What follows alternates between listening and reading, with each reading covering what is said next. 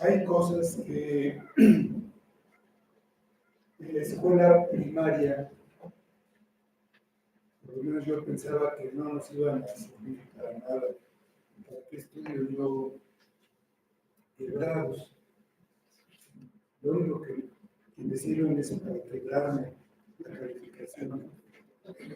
Pero cuando tú sabes para qué sirven, son aplicables en la práctica, te das cuenta de que era necesario. Si los quebrados, por ejemplo, un abogado, sabe que la penalidad por un delito aumenta en una sexta parte si se cumplen las condiciones.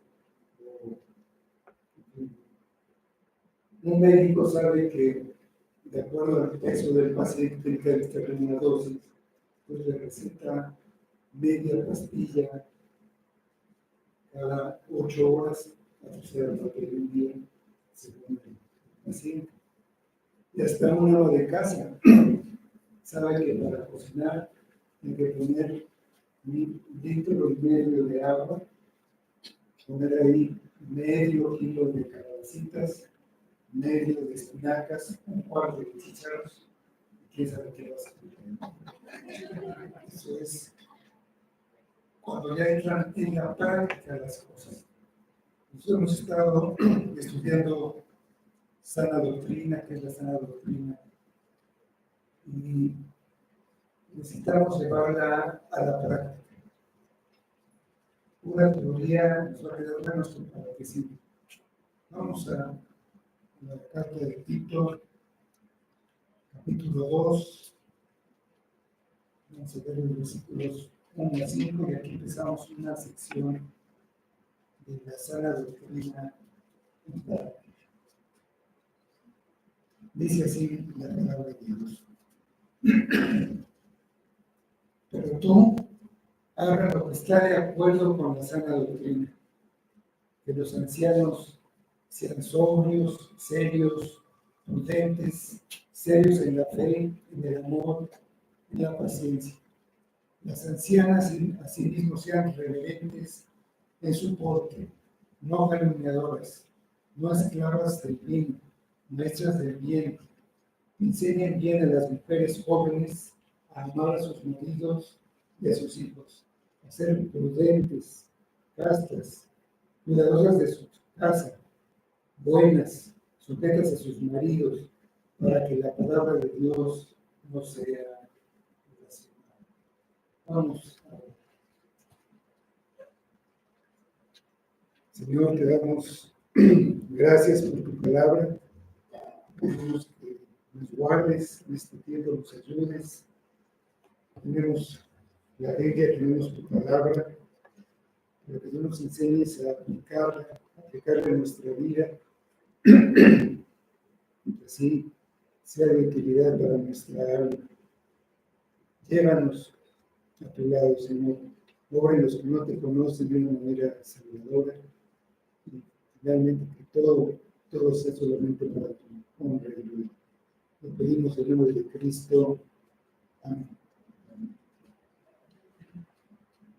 En Creta había muchos contumaces, habladores de vanidades y engañadores, a los que era preciso tapar la boca, porque trastornaban casas enteras, enseñando lo que no conviene.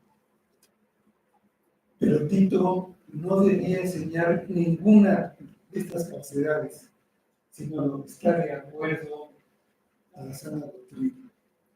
La doctrina basada en la palabra de Dios, tal como había sido enseñada desde el principio. Hay un gran contraste entre lo que enseñan los abominables y lo que Tito debe enseñar a las iglesias. En el libro de los Hechos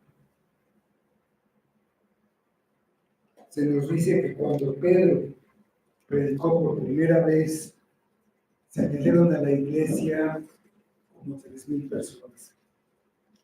Dice, perseveraban en la doctrina de los apóstoles, en la comunión unos con otros, en el partimiento del pan y en las oraciones. Estas fueron las señales de identidad de la primera iglesia. La doctrina de los apóstoles, la comunión, el partimiento del pan y la oración. En una iglesia no importa el aspecto del edificio donde se reúnen, no importa la decoración o la comodidad de las sillas. Lo que importa es el mensaje que se predica, la doctrina que se enseña.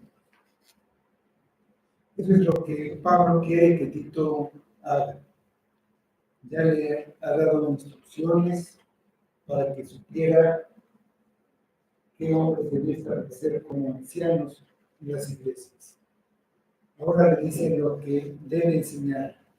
Le dice cómo deben vivir los creyentes para mostrar a la corrompida sociedad de Creta el poder del Evangelio para transformar las vidas de las personas y mostrarles el gozo de la salvación.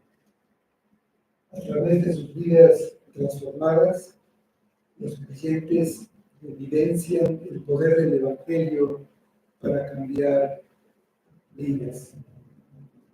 Dios nos enseña cómo vivir. El Espíritu Santo nos da el poder para vivir una vida diferente a la que vivíamos en el mundo. Dios nos llama a negar la influencia impía de nuestra cultura. En los versículos 1 a 10 de este capítulo 2, da mandatos directos y específicos a diferentes grupos que integran la iglesia, a los ancianos, a las ancianas, a las mujeres jóvenes y a los esclavos. Todos ellos deben aprender la manera en que deben vivir, la manera en la que se deben conducir como hijos de Dios, como auténticos creyentes. Pero no se limita a dar instrucciones. También señala cómo hacer. Señala la fuente de poder para poder vivir así. En el versículo 11, la gracia de Dios que se ha manifestado para la oración a todos los hombres. Estos mandatos son contrarios a la naturaleza humana, orgullosa y obstinada. En este mundo, y desgraciadamente en las iglesias de hoy, la opinión personal y los estándares culturales tienen prioridad sobre la verdad de Dios y la autorrealización es más importante que una vida santa. La iglesia no es inmune a la cultura mundana. Esta cultura va influyendo y se infiltra a través del entretenimiento, la educación y su asociación con el mundo, para ignorar patrones específicos de conducta que son mandatos de Dios y no sugerencias.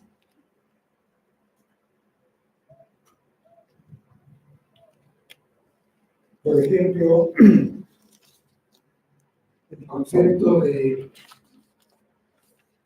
mujer es cambiado por conceptos mundanos, el concepto de familia, el concepto de muchas cosas no están de acuerdo con una definición bíblica, pero no es cuestión de opinión. Lo que se debe predicar es lo que está de acuerdo a la sana doctrina.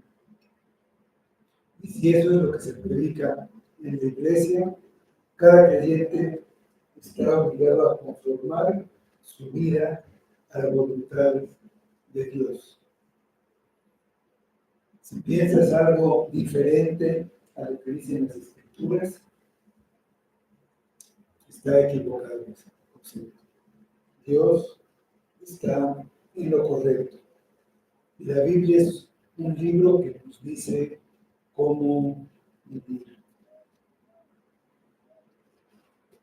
Es hipocresía decir que creemos que lo que la Biblia dice es verdad, cuando en realidad vivimos como nosotros pensamos que debemos vivir, que nosotros decidimos lo que está bien y lo que está mal. No siempre nos gusta, pero siempre necesitamos escuchar cómo espera Dios que vivamos nuestras vidas. Pablo quiere que Tito cumpla la orden de Cristo en la gran comisión: hacer discípulos, bautizarlos y enseñarles que guarden todas las cosas que Él mandó. Pues Pablo da instrucciones para toda la iglesia. Cada creyente pertenece a alguno de los grupos en los que Pablo divide a la iglesia. El primer mandato es para el mismo Tito, para aquellos ancianos que va a establecer Cristo. Es el deber del ministro. Dice en el versículo 1, dice: pero tú habla lo que está de acuerdo con la sana doctrina. Los falsos maestros profesan conocer a Dios, pero su vida impía lo negaba. Quedaban como abominables y rebeldes, incapaces de hacer algo bueno. Así que Tito fue comisionado para desafiarlos, enseñando lo que estaba de acuerdo con la sana doctrina. La palabra hablar lleva el significado de una acción continua, hablando o predicando constantemente. Debe enseñar lo que es una vida correcta, que es el resultado de tener una sana doctrina correcta. Debe insistir en la enseñanza de la sana doctrina y su correspondiente estilo de vida piadoso. Lo que una persona cree verdaderamente y no lo que dice creer se reflejará en cómo vive. Se verá una diferencia entre la vida de los mundanos y los verdaderos creyentes. Dice la epístola a los Romanos, capítulo 12, versículos 1 y 2. Así que, hermanos, os ruego por las misericordias de Dios que presentéis vuestros cuerpos en sacrificio vivo, santo, agradable a Dios, que es vuestro culto racional. No os conforméis a este siglo, sino transformaos por medio de la renovación de vuestro entendimiento, para que comprobéis cuál sea la buena voluntad de Dios, agradable y perfecta. El pasaje nos enseña que aquellos que claman en el nombre de Dios siempre han recibido el mandato de vivir una vida piadosa. El fruto de la doctrina correcta es una vida justa. Así que el deber del ministro es enseñar continua e intencionalmente aquellas cosas que demuestran la sana doctrina. Y al vivir así, los creyentes demuestran a este mundo perdido, que es posible vivir para el Señor. También presentan una marcada diferencia entre la fe genuina y la fe falsa de los que siguen doctrinas erróneas y vidas impías. Pues tenemos primero la enseñanza a los ancianos, en el versículo 2.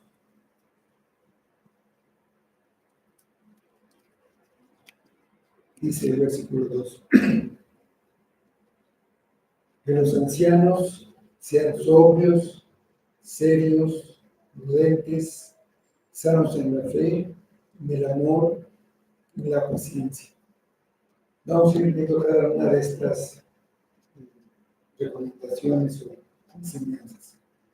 Los ancianos a los que Tito debe enseñar aquí no son los mismos ancianos que serían elegidos para los cargos de supervisar y dirigir la congregación. Aquí se refiere a los ancianos, a los hombres de edad avanzada de la congregación.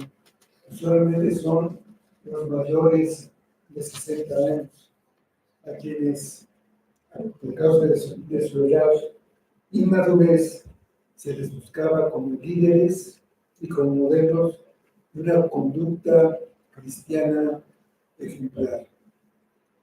Estos hombres ya mayores debían ser dignos de respeto, con vidas que honran al Señor en todo lo que hacían. Ellos debían ser ejemplos de un comportamiento, de un vocabulario santos. Para poder ganarse el respeto, debían confrontar cualquier pecado que hubiese en sus vidas. También necesitan ser honestos en su trato con los demás. En gran medida, las actitudes y las características que les deben enseñar son las mismas que Pablo ya mencionó para aquellos que sí presidirían la iglesia. Estos ancianos ya deben tener el mismo carácter moral de aquellos ancianos y también de los diáconos. La vejez a menudo se asocia con la madurez, la sabiduría y la paciencia en las escrituras. La vejez debe traer un mayor amor por Dios, por el pueblo de Dios y las cosas sagradas de Dios. Los que han caminado con Cristo durante mucho tiempo deberían regocijarse con el privilegio y la perspectiva de un día cada vez más cercano de ver a su Señor cara a cara. Contrariamente a la creencia popular, a los ancianos se les ordena servir al Señor hasta lo último. No hay excusas para que una persona mayor no sirva al Señor. Los ancianos eran hombres de edad avanzada. Sin embargo, la edad no siempre trae un mayor amor por Dios, debido a su descuido de los medios de gracia a lo largo de su vida. Muchos ancianos son inmaduros, necios e impacientes. Tito debía animar y enseñar a los ancianos las características que debían definir su vejez. El hecho de que se les ordene que se enseñen estas cosas significa que estas no vienen de una manera automática con la edad. Se supone que un hombre mayor debe tener una mente sobria, en otras palabras, libre de intoxicación, lo que incluye el alcohol, pero también vanidades. Un hombre mayor debe evitar la extravagancia y el exceso. Tiene que dedicar su tiempo a las cosas más importantes, con un valor que trasciende a esta vida. Que sea serio significa que sea honorable, digno de reverencia, lo que se logra con una vida ejemplar. Un hombre mayor debe ser digno. Esto habla de alguien cuyo carácter es honorable. Se supone que un anciano es un ejemplo para la iglesia, un ejemplo de una vida obediente a Dios. Debe ser una fuente de inspiración y sabiduría. También se supone que un hombre mayor es prudente, tiene dominio propio. Un hombre mayor rechaza las pasiones físicas, las normas mundanas y se resiste a las atracciones del mundo. Su mirada está firmemente puesta en el cielo y en su Señor. La cruz delante de mí, el mundo atrás de mí. Me voy alejando de Él, me voy acercando a Cristo. Esta es la parte del Espíritu Santo que nos ayuda a vivir en victoria sobre las tentaciones y los pecados de la carne. También influye nuestro uso del tiempo y de la manera en la que oramos. Sería fácil para un anciano sentarse y dejar que otros hicieran el trabajo. Pero Pablo dice que necesitaban tomar el control de sus cuerpos y mentes y usarlos en el reino de Dios. Todavía tenían mucho que aportar a la iglesia y a la comunidad en general. Es de esperar que un hombre mayor tiene una sana doctrina. Se supone que debía estar espiritualmente saludable. En otras palabras, deberían estar firmes en la fe para que pudieran pasar a las próximas generaciones. Tampoco debía apartarse de las enseñanzas de las Escrituras o desviarse de la verdad del bendecimiento.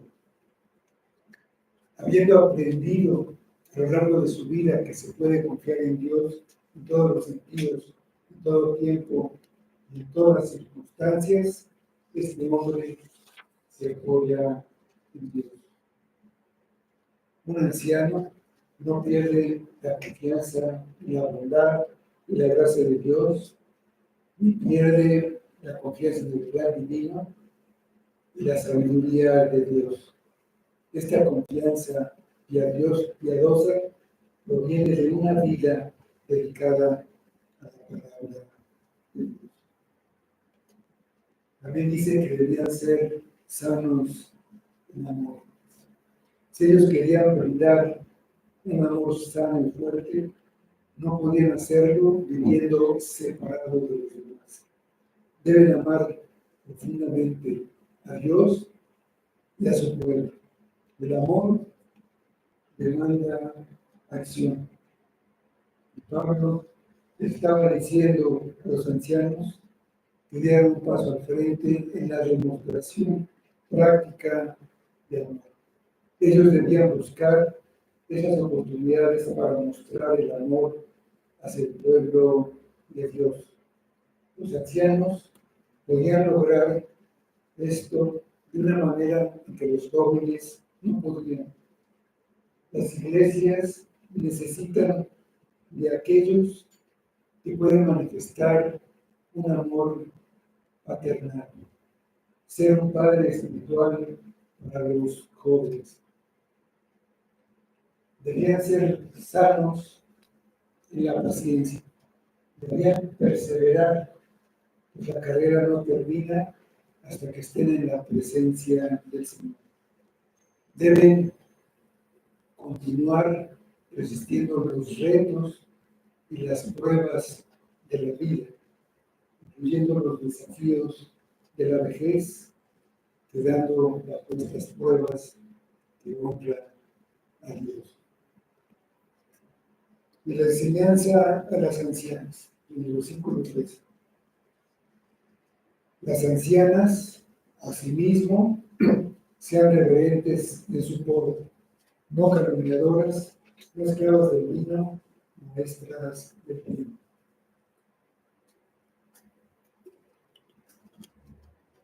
Después de los ancianos, Pablo le dice a Tito lo que debe enseñar a las ancianas respecto a su manera de vivir. Por la epístola a Timoteo, podemos deducir que se refiere a las mujeres mayores de 60 años. Dice que deben ser reverentes en su porte, no solamente en la manera en que se visten, aunque lo incluye, sino en toda su persona, en su comportamiento. Dice la primera carta a Timoteo, capítulo 2, versículo final de 10. Asimismo, que las mujeres se atavíen de ropa decorosa, con pudor y modesto, no con peinados costosos, ni oro ni perlas, ni vestidos costosos, sino con buenas obras, como corresponde a mujeres que profesan piedad.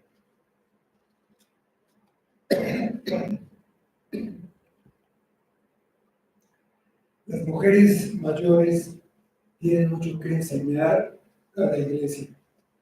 Son esenciales para la piedad de la iglesia.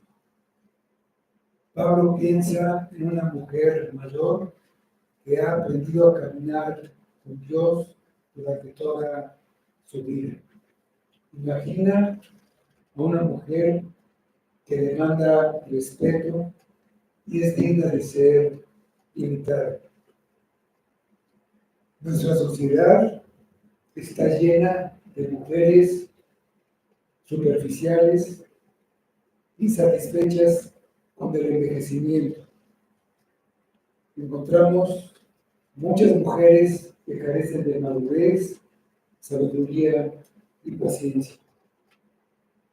Las mujeres jóvenes no tienen ningún ejemplo a seguir cuando la iglesia está llena de mujeres así.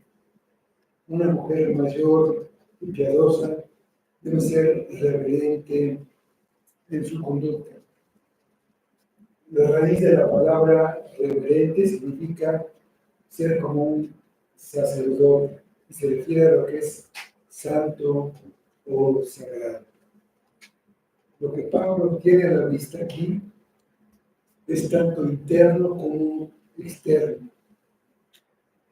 La conducta reverente es evidente por la santidad que fluye del corazón de una mujer mayor. Esa misma santidad será evidente externamente en la forma en la que una mujer mayor habla, se comporta y se viste. Dice que no debe ser calumniadora. Nunca participaría en algo que ofendiera a Dios saliendo de su boca. No daría lugar a chismes maliciosos y se negaría a escucharlos. No propagaría palabras cariñosas o desagradables sobre los demás. Así como los hombres son más propensos a usar la fuerza física para abusar de otros, las mujeres usan su lengua para herir y lastimar. La siguiente es: no puede ser esclava o adicta al vino. La embriaguez era una falla común en las culturas griega y romana. Pablo considera que se necesitaba una instrucción particular sobre este desafío cultural. Con frecuencia, el beber vino está asociado con el chisme malicioso. Las ancianas también deben tener dominio propio. Dice que debe ser maestra del bien, enseñar lo que es bueno. En el contexto se refiere a mujeres mayores enseñando a mujeres jóvenes cómo vivir una vida piadosa. Las ancianas tenían desafíos especiales y también tenían oportunidades especiales. Dios puede usar su sabiduría y experiencia mientras enseña a las mujeres jóvenes. Eso le da a las ancianas algo positivo por lo cual vivir en vez de las cosas negativas como la calumnia o el abuso del alcohol. Habiendo enseñado a sus propios hijos, una mujer mayor ahora tiene la responsabilidad de enseñar a las mujeres más jóvenes en la iglesia y animarlas a ser esposas y madres justas y piadosas. Ese es el camino del discipulado. La generación anterior enseña a la nueva generación cómo caminar fielmente. Tenemos finalmente la enseñanza a las mujeres jóvenes. Versículos 4 y 5. Enseña a las mujeres jóvenes a amar a sus maridos y a sus hijos, a ser prudentes, castas, cuidadosas de su casa, buenas, sujetas a sus maridos, para que la palabra de Dios no sea blasfemada. Las ancianas van a enseñar a las jóvenes lo que ellas ya hicieron durante toda su vida.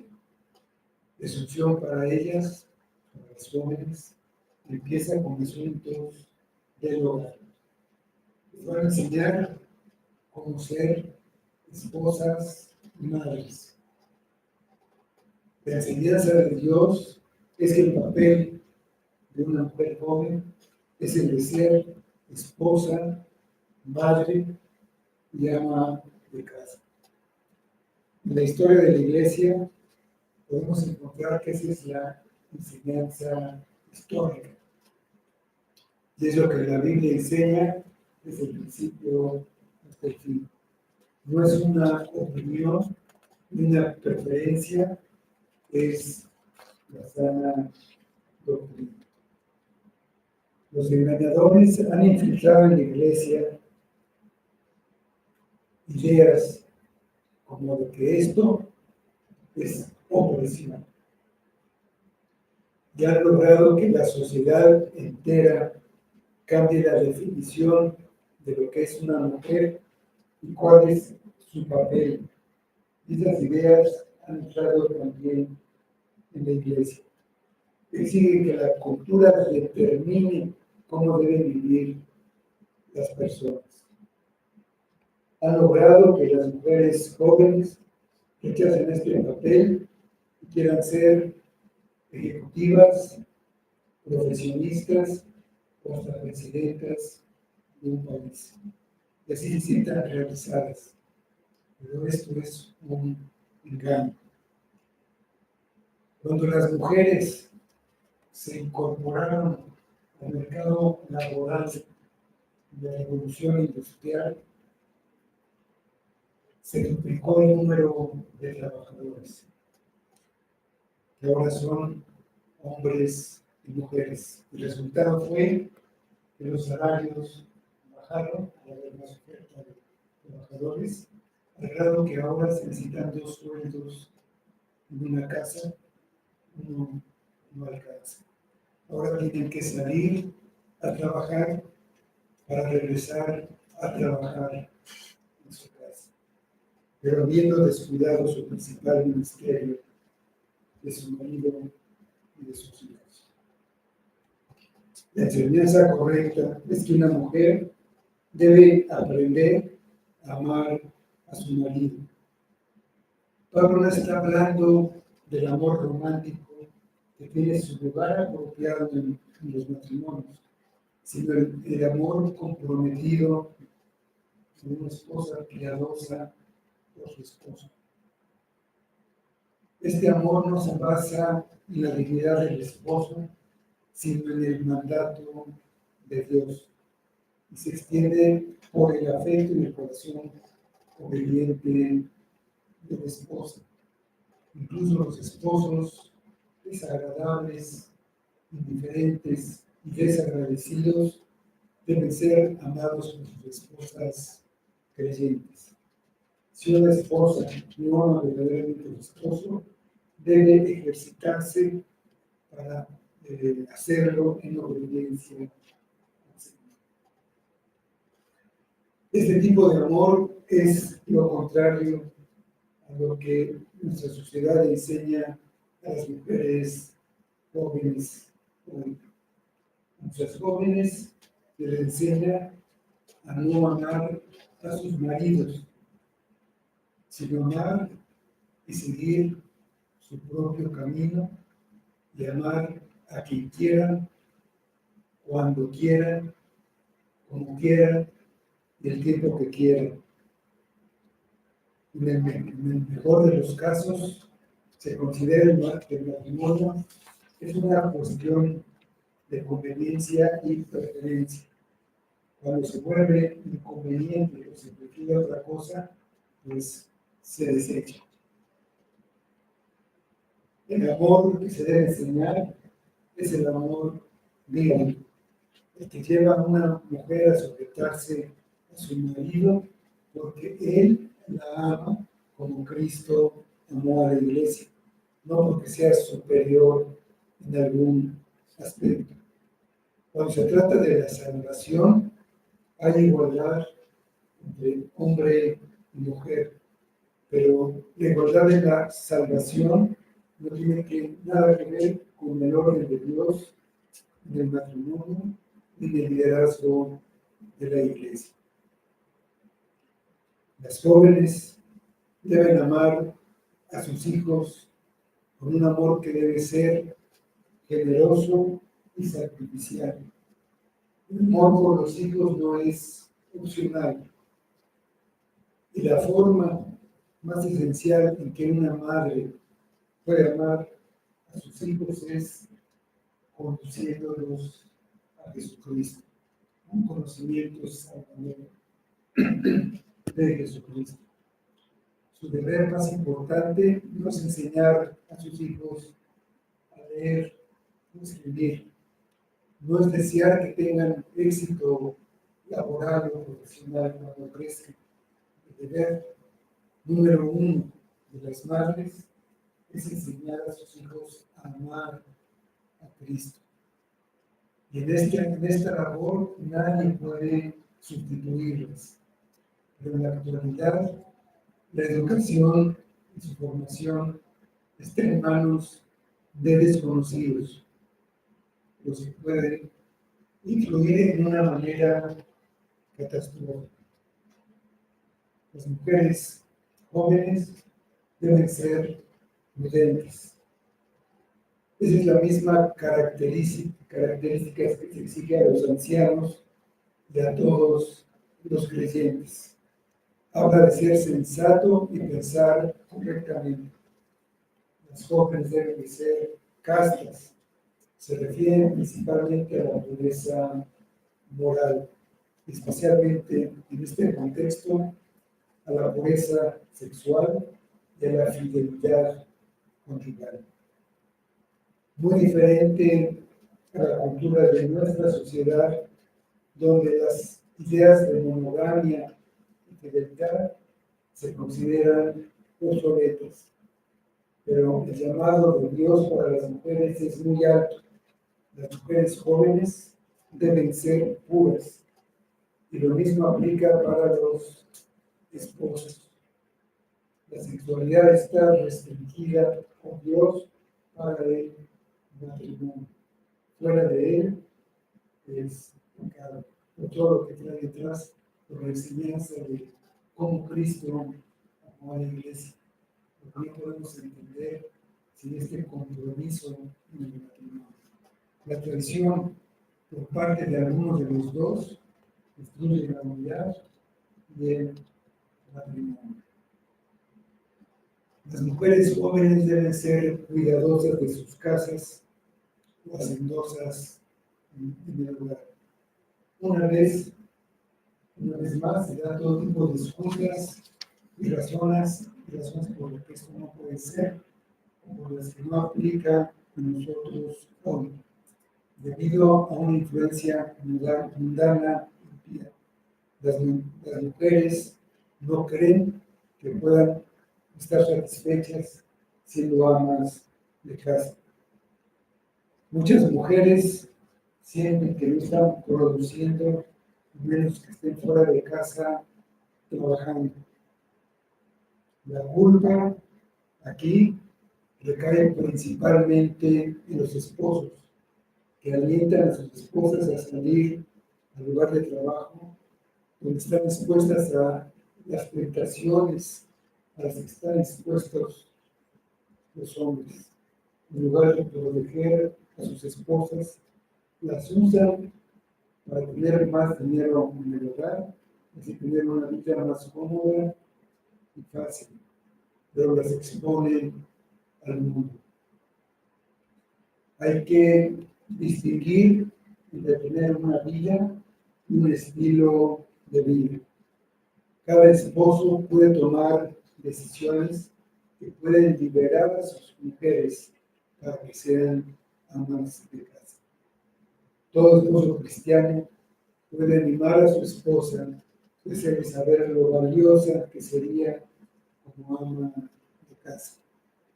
Optar por una vida de mayor posición social o económica, a la larga, puede destruir a la familia.